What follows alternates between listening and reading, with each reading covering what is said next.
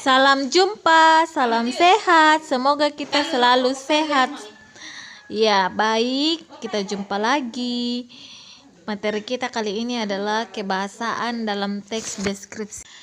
Teks deskripsi memiliki ciri-ciri kebahasaan yang membedakannya dengan teks lain. Penggunaan bahasa dalam teks deskripsi yaitu kalimat-kalimatnya berisi penjelasan terperinci untuk mengkonkretkan objek dan pilihan kata dengan emosi kuat. Berikut ciri-ciri kebahasaan yang terdapat dalam teks deskripsi. Yang pertama, kalimat berisi penjelasan terperinci untuk membuat objek menjadi konkret. Maksudnya, kalimat penjelas adalah kalimat-kalimat yang isinya merupakan penjelasan, uraian, atau berupa perincian tentang kalimat utama suatu paragraf. Ciri-ciri kalimat penjelas. Pertama, berupa pendukung suatu kalimat utama yang menyajikan deskripsi. Contoh, perbandingan, alasan, dan penjelasan mengenai topik yang dibahas. Kedua, merupakan kalimat yang tidak dapat berdiri sendiri. Ketiga, kalimat-kalimat penjelas membutuhkan kata penghubung agar suatu paragraf menjadi koheren atau berkesinambungan. Perhatikan contoh berikut. Istana Kadria Kesultanan Pontianak. Istana Kadria merupakan cikal bakal lahirnya kota Pontianak. Istana ini mulai dibangun pada 1771 dan selesai dibangun pada 1778. Istana ini terletak di pusat kota Pontianak. Istana Kadria terbuat dari kayu belian pilihan. Istana Kadria mempunyai halaman luas dan bersih dengan rumput yang terawat dengan baik. Di objek wisata ini, wisatawan bisa melihat 13 meriam kuno buatan Prancis dan Portugis di sisi kanan, tengah, dan kiri depan istana. Di halaman depan, wisatawan akan takjub melihat anjungan. Pada zaman dahulu, anjungan tersebut digunakan oleh sultan untuk menikmati panorama Sungai Kapuas dan Sungai Landak. Di halaman istana juga terletak sebuah genta. Tujuannya agar penduduk segera mengetahui adanya mara bahaya jika genta dibunyikan. Balairung, istana ini didominasi oleh warna kuning yang dalam tradisi Melayu melambangkan kewibawaan dan ketinggian budi pekerti. Di belakang istana terdapat ruangan yang cukup besar. Di ruangan tersebut, wisatawan dapat melihat benda-benda peninggalan Kesultanan Pontianak seperti senjata, pakaian sultan dan permaisuri, foto-foto keluarga sultan dan arca-arca. Objek yang dibahas dalam teks tersebut adalah Istana Kadria. Dalam teks tersebut, Istana Kadria dideskripsikan penulis sangat megah. Kemegahan Istana Kadria tersebut diperinci dalam kalimat-kalimat berikutnya. Contoh dalam kalimat, kemegahan bangunan istana tampak dari luar bangunan. Kalimat tersebut diperinci lagi oleh penulis untuk menjelaskan kemegahan bangunan tersebut. Nah, kalimat perinci yang pertama, Istana Kadria terbuat dari kayu belian pilihan.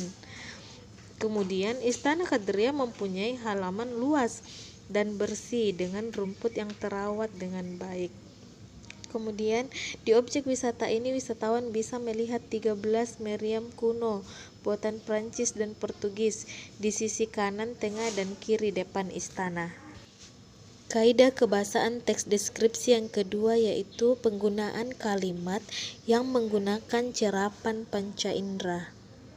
Teks deskripsi berisi kalimat-kalimat yang seolah-olah dapat dilihat, dapat didengar, dapat diraba atau dirasakan.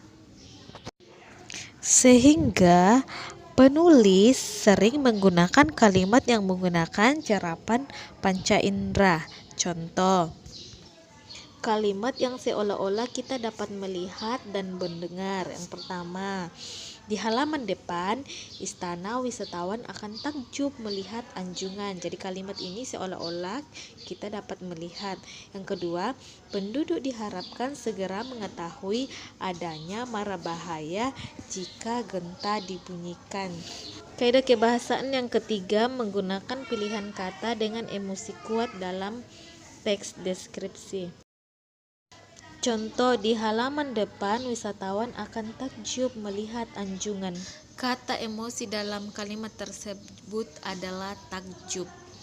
Kaidah yang keempat, menggunakan kata bersinonim. Contoh, kata luas, sinonimnya adalah lapang atau lebar. Kemudian dalam kalimat, Istana Kadria mempunyai halaman luas dan bersih dengan rumput yang terawat. Contoh yang kedua, kata melihat bersinonim dengan menyaksikan. Dalam kalimat, di halaman depan wisatawan akan takjub melihat anjungan. Contoh yang selanjutnya dibaca ya. Kaidah kebahasaan yang kelima itu penggunaan kata depan. Contohnya pada teks berikut, keindahan batik Sumedep. Dalam teks tersebut terdapat penggunaan kata depan. Contoh kata depan di. Dalam teks atau dalam kalimat, di Sumenep sudah jarang sekali ditemukan motif batik ikan, walaupun tetap ada. Kata depan yang kedua, ke. Dalam kalimat, jika berkunjung ke Sumenep, kamu akan mengetahui beberapa motif batik yang menjadi favorit masyarakat. Kata depan yang ketiga, pada. Dalam kalimat, gambar bunga, dedaunan, dan binatang darat lebih dominan tergambar pada corak batik ini. Yang keenam, penggunaan huruf kapital. Huruf kapital dalam teks deskripsi digunakan sebagai berikut. Yang pertama, huruf pertama unsur nama, termasuk julukan, misalnya Kadria, Abdul Jalil, Sarifuddin, Fatahila untuk nama orang.